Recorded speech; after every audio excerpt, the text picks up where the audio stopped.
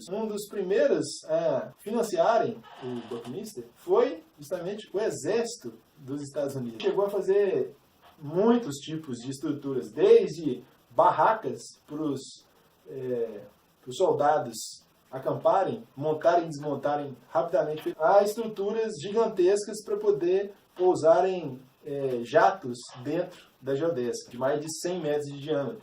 Estruturas que poderiam ser carregadas, por exemplo, de helicóptero. Aqui dá para poder ver que são soldados, né, carregando uma cúpula geodésica. Então, o que o exército precisa? Uma estrutura rápida de ser construída, leve para ser transportada e resistente, que possa ser montada em diversos locais possíveis e possa servir para uma infinidade de propósitos. Pois é, olha só, não foi à toa que eles enxergaram nisso um grande potencial. E, posteriormente, ele ganhou uma magnitude maior ainda quando ele fez a primeira geodésica em escala industrial. E ele fez para nada mais nada menos do que a Ford Motors. A Ford tinha um edifício que está aqui dentro dessa cúpula, que chamava o Rotonda, e eles simplesmente precisavam cumprir aquela estrutura, e aí eles fizeram uma proposta para o Buckminster. Falou, você consegue fazer essa estrutura para a gente aqui, com material leve, com uma estrutura resistente e tal? Ele falou, beleza. Ele conseguiu fazer o projeto rapidamente, o que surpreendeu muito o pessoal da Ford, e conseguiu construir com um peso absurdamente menor, tipo, muito, muito menor. Se eu não me engano, ele gastou tipo 8, alguma coisa toneladas para poder fazer isso aqui. Enquanto se fosse fazer de concreto, ia gastar 160 toneladas. Então, a redução é uma redução absurda, muito grande de material, uma redução muito grande de tempo e uma estrutura que é muito prática de ser montada, né? Então, esse foi o primeiro que ele fez para uma indústria de grande tamanho, de grande porte, que tinha muita grana para poder financiar. Então, ele conseguiu botar essa ideia dele em prática. Depois, deslanchou. Essa, especificamente, foi uma estrutura geodésica gigantesca. É o primeiro, que a gente chama de megadomo. É o primeiro megadomo que ele fez, o primeiro megadomo do mundo. Ela foi feita para uma exposição em Quebec, no Canadá, em 1967, se eu não me engano. Chamava Expo 67, eu acho, que essa exposição.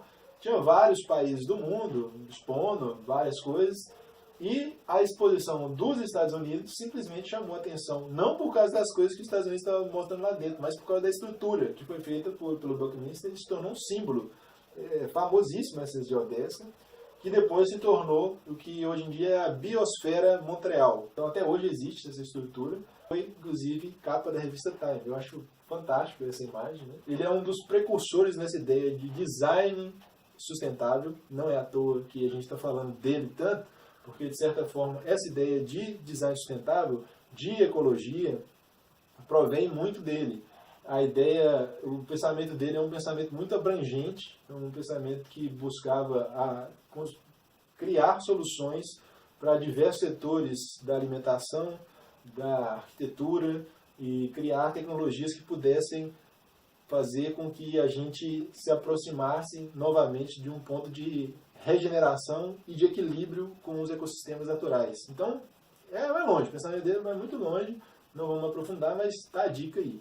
Depois dele, surgiram uma vertente enorme de pessoas fazendo geodésicas. Pessoal nos Estados Unidos que simplesmente abandonou, a época da contracultura, né? O pessoal abandonou os grandes centros e foram morar em comunidades rurais, né? Comunidades alternativas.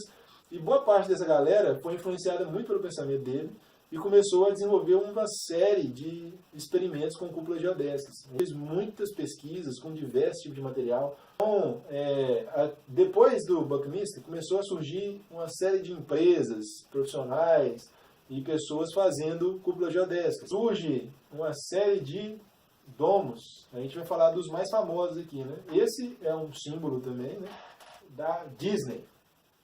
Esse também é bem interessante. Está no Museu de Salvador Dalí, se eu não me engano, em Barcelona, na Espanha.